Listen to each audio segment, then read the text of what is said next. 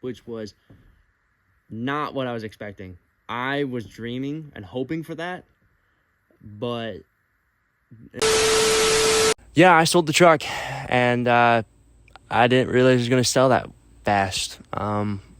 It sold pretty quick, and yeah, I'm kind of in the throes of seller's remorse right now, just because I loved that truck so much, and it was very evident, especially through my work, especially with all we did with the truck.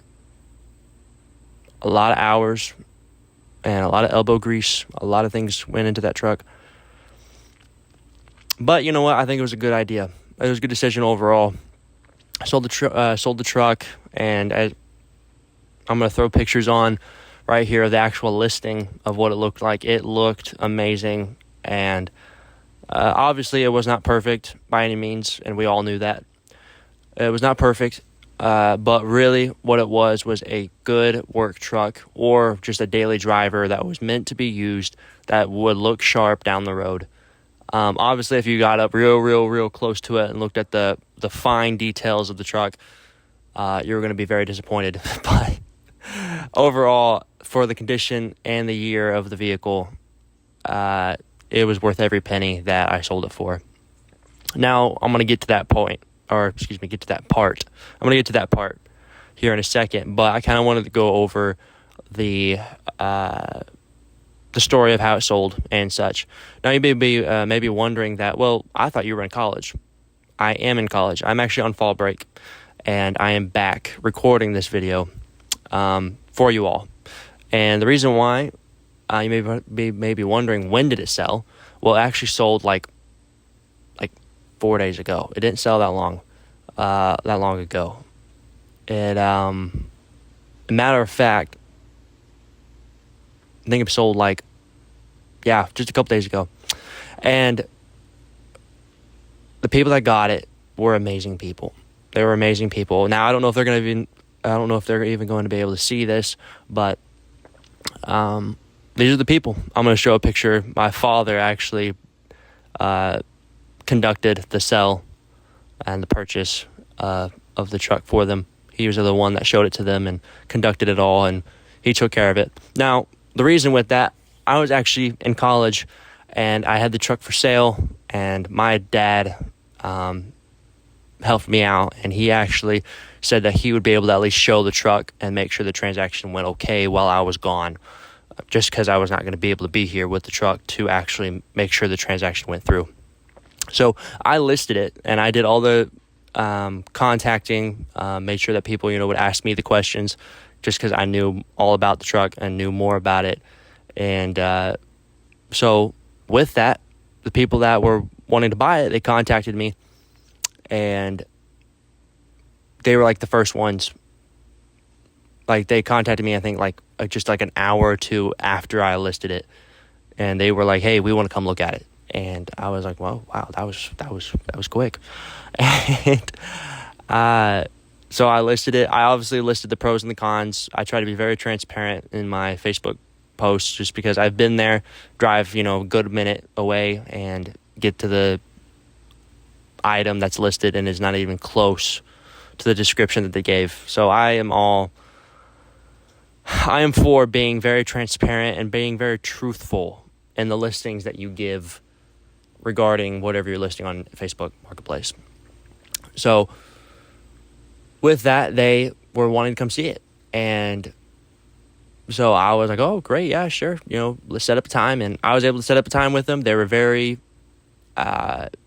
talkative. They were very on top of it. They were on their ball game. They were really, really interested in the truck. So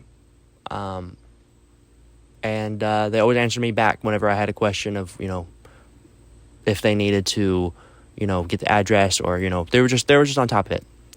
And so they actually came. They drove, I think, about 2 hours away. It was a 2-hour drive for them. And they came, and they loved the truck. They loved it. And as you can see the picture, that is them.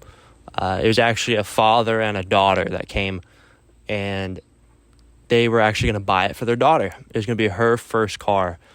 So I was ecstatic when I found out that was the reason that they were going to buy it. Just because, you know what, if I can't enjoy it, I'm just glad that someone that is youthful and someone that actually likes classic trucks and likes classic cars is also going to enjoy it. So I'm just happy that she will get it and she will enjoy it and she will take care of it. It's going to a Dodge and Chrysler family, is what they told me. They told my father to have him tell me that it's going to a family that loves Chrysler products, loves Dodge, and they will take good care of it. So that made me happy. That's going to someone that they will love the truck, they will use it, and it will be well used. Not abused, but it will be used well. So that's what I'm kind of, that's the whole point of why I was selling it. And that's who I wanted. That is what I wanted for the truck. I want it to be, adored, valued, and treasured. So with that, now let's get to the good stuff. You may be wondering what I listed it for, all the little fine details of, in terms of price, what I've invested in it, how much I made, what were the pros and cons of doing a truck flip or vehicle flip, and we're gonna get to the nitty gritty of it. Now, most of y'all hopefully have followed a lot of the the process of this. Now, obviously, this process was very delayed in terms of the time span of this process of flipping it. It took a little longer, mainly because I didn't know what I was really wanting to do with the truck.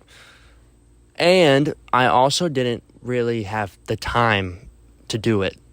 This past summer was very busy for me, especially being a college student that was just on summer break. I had a lot of other responsibilities to take care of. But this was the Dodge Dakota was a summer project that I bought, and it was just to have fun with. And it turned out to be a very profitable investment. So we're going to get down to the pricing. I'm going to break down exactly what I did with the truck, what I bought for it, and we'll just kind of break down the whole shebang, if you will. So we're going to break it down. So many of you know that I bought the truck for $1,500. I bought the truck for $1,500, which was a steal. That was a phenomenal deal. The owner that I bought it off of just wanted to get rid of it, and he just wanted it gone. So I gladly took it, and I fixed it up to the best of my ability with the time I had. So I bought the truck for $1,500. $1,500 is on the board, invested. Now, when I got the truck, it was kind of having a hard time running, which the guy that I bought it off of said that it was probably a fuel filter. Now, if you're familiar with these trucks, the fuel filter is it's a little bit hard to get to, and it involves dropping the gas tank, and that was not in the books for me. I did not have the place to do that correctly. I didn't have the means to do it. So I tried everything else, every alternative to try and not have to do that. So what I did is I actually bought Seafoam. I bought Seafoam, put it in the gas tank, and let it run through. Seafoam is basically like a gas cleaner. It goes into the gas tank and it runs through all the fuel lines, and it cleans out all the gunk and junk that has settled in the gas lines, and it just cleans that up and makes sure that any gas residue or any gunk is not clogging the gas lines, the fuel lines. So that's kind of what it does. I used that and it worked. Now here's the thing: I also changed the PCV valve, which also helped. I went ahead and changed that, and it also helped the running of the truck. So with the Seafoam is probably, I think it was about $10. We're just going to be flat. I don't have the receipts, and I didn't write down everything. So I'm going by memory here. and I didn't do a lot to the truck. I'm gonna be completely honest with you. So it's pretty easily to remember. So I bought the Seafoam. That was about $10. And then I bought the PCV valve. That was also, I think that was about $4. They're not expensive. They're just a cheap little part that will help your car run better just by just changing that out. It's just good to change it out every once in a while, just because that stuff is, it can get clogged, and you just want to clean it out or get it changed. And it's just for $4. Yes, I would rather change it than have my car run worse. So yes, I changed that. So that was like $4. Then my one of the major parts in terms of like trying to get it fixed was I was having a hard time figuring out the brakes. The brakes were mushy, and I knew this when I bought it, but it was just not braking like I wanted it to. So as I was trying to, I thought they were just air in the lines. And so what I did is I started bleeding them. But while I was bleeding them, a leak sprung from one of the brake lines, and I had to get it fixed. So the brake line, it was $14. It was $14, $14 brake line, and I bought brake fluid as well. Brake fluid was not cheap. I'm trying to remember exactly what that was. We're gonna just say $15 flat for that, because brake fluid is it's not cheap. It's gone up. It's gone up in price. So I'm gonna say I think it was like $15. So $14, $15. So with that, we're not really investing a lot, but we've done a lot, and we haven't even invested that much. So we've done the brake fluid, the brake line, and that fixed the problem. And then I re-bled the brakes, and it started braking fine. And that was really the only major mechanical problem. And then regarding looks of the truck, I decided to paint the front fenders, which was a massive game changer. That helped the truck tremendously. So I painted the fenders. We painted the fenders. It was a collaboration between me and my father, because I'm not necessarily experienced in that field. And it takes a steady hand and someone with experience to do that good of a job. And he did so. And I was there learning. I actually did the primer, and then he did the paint. So that's what we did. So I actually bought paint, but I had to keep buying paint because I underestimated how much it was going to take. And I think I bought 3 cans of paint. I bought 3 cans of paint, and I bought 1 can of primer. And each can of paint was $17. And then the clear coat, the primer, was also, I was $15. And then the clear coat was also, I think, $17. We're just going to say $17 for all of it, because they were all about the same. So $17 for all of it. So it was 5 cans. That was involving paint, clear coat, and primer. So paint, primer, clear coat, all that stuff, $17 a piece. And it was 5 of them in total. Then with that, I bought compound for the finishing of the truck. I wanted to get the paint really shined up and ready to go for listing. And I also bought sandpaper as well, because a lot of the stuff I didn't even have on hand. We actually do, but it is actually packed away because we're in the transition of moving. And a lot of our stuff is in storage right now. So a lot, including our tools and all of our equipment to do this, unfortunately. So I had to buy some stuff new. And I had to buy sandpaper. I had to buy compound. And I had to buy some of that stuff out of pocket. So so I bought sandpaper. I believe that was about $15. We're just going to put 20 just to make sure we got that covered. Yeah, so I believe that's everything regarding that. Yeah, so we did not invest that much. I did not register the truck at all, just because I didn't need to. Like, I didn't drive it on the road. I bought it, fixed it, and then just sold it. So there was no reason for me to do that. Oh, and gas. Yes, gas. Let's not forget gas. So I actually drove it from Indianapolis. When I bought it, I drove it from Indianapolis. I had a receipt saying, that I bought this truck just in case if, a police officer had pulled me over. And I was prepared, to show them, hey, I just bought the truck. I'm trying to get it home so I can, do this. And this was at the time when I actually did think I was going to get it registered.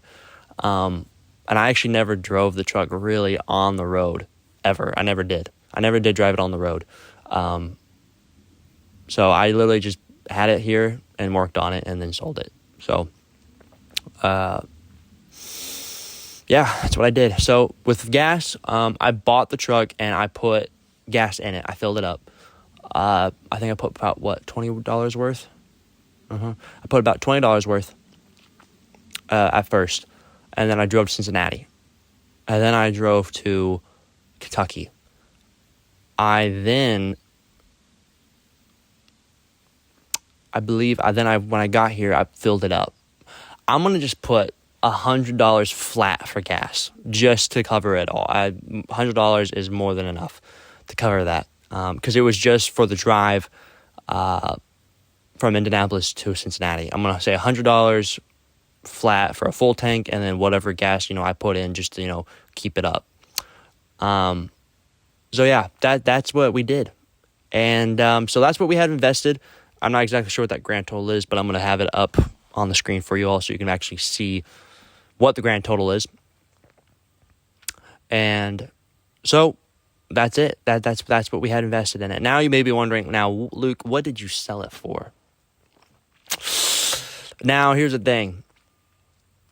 With selling it, after I had got it done, it looked phenomenal. And I feel like we can all agree with that. So we sold it for $5,000. Yeah, we did. We sold it for $5,000, which was not what I was expecting. I was dreaming and hoping for that, but I think here's the thing. With more elbow grease and more time on the truck, getting that dent fixed, maybe even getting that one little rust spot on the rear wheel dealt with, with maybe $5,000, maybe $5,500.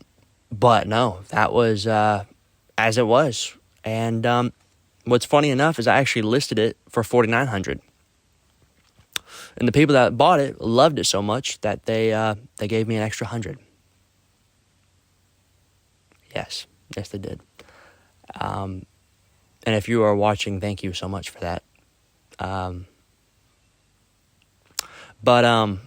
Yeah, that is what I would call a profitable investment, and something that made me, it made me feel good, because not only did we get also a good profit, but the truck went to a great home, to someone that will use it, love it, and appreciate it for what it is. And that's the whole point. That's the whole point of this series. The whole point of this series, and this is what I really want to get into, is that I wanted to show young people like myself, or even just people in general, that you don't have to, get stuck in that car payment, or you don't have to necessarily, spend, thousands upon thousands of dollars for a car that's reliable. Or, you can even invest. There's multiple ways you can invest, and you can get involved with getting into different investment types that are not going to, completely break the bank, that are not so much risk factors. That's my thing, is I'm cool with taking risks. This was a risk because I bought it not even knowing if the story. I bought it, and the guy said that it was overheating, and it turns out that he just put the coolant in the wrong spot. I can't believe it to this day. So, there was nothing wrong with the truck. It just, there was no coolant in it. He had put it in the wrong. He didn't put it. He just put it completely or directly into the radiator. He didn't put it into the reservoir. He put it directly into the radiator. And yeah, that's why I was overheating all the time, because there was nothing in the reservoir. And once I did that, it was fine. So drove great, and drove 4.5 hours to get here to Kentucky from Indianapolis right after I bought it. So with that, the whole point of this series was to show how people can invest and be able to learn mechanically, and be able to show that people, I'm 20, I'm not experienced by any means. Now here's the thing, I have done this a couple of times, but that comes with learning, and that comes with process, and it's something I enjoy and something I have a passion for. So yeah, we made a good profit. The profit will be shown on the screen of what we exactly made. Now you may be wondering what hours took on this. I don't necessarily have hours shown, just because it was kind of a conglomeration. Here's the thing, I was constantly thinking about it, just because my brain, how it's wired, it overthinks, and it wonders if I even made a good decision, or maybe I should do this, maybe I should not do that, and it just runs 100 miles per hour constantly. So with working hours, I was constantly thinking about it, and always constantly, thinking about different strategies and different ways that, maybe I could list it for this and then not, have to do this to the truck, or, vice versa. Or maybe I could do more with it and then make more money. It could go either way. So, with hours and such, with labor, I spent, good couple days, or not even a couple days. I spent a good minute on it, and it was more of just like a summer project on the side, and that was more about what it was, and so that's what it was. But yeah, I hope you guys enjoyed this series. I want to do more. I'll be keeping my eye out for any other investments. I am still in college, and I'm actually on break now, as I've already mentioned. So with that, I hope you guys enjoyed the series. I will hopefully be doing more, and I hope you guys have learned from this and have taken and gleaned from it, and hopefully maybe you'll do one yourself. And that's kind of the whole point. I want to be able to share this. It's something I'm passionate about, and I want other people to do the same. I will for sure also be doing another one in the future very, very soon, once I, have time and availability to do so, as well as, if the market is wanting to cooperate with me. So, yeah, that's it. That's all I have for you all. I hope you enjoy the series, and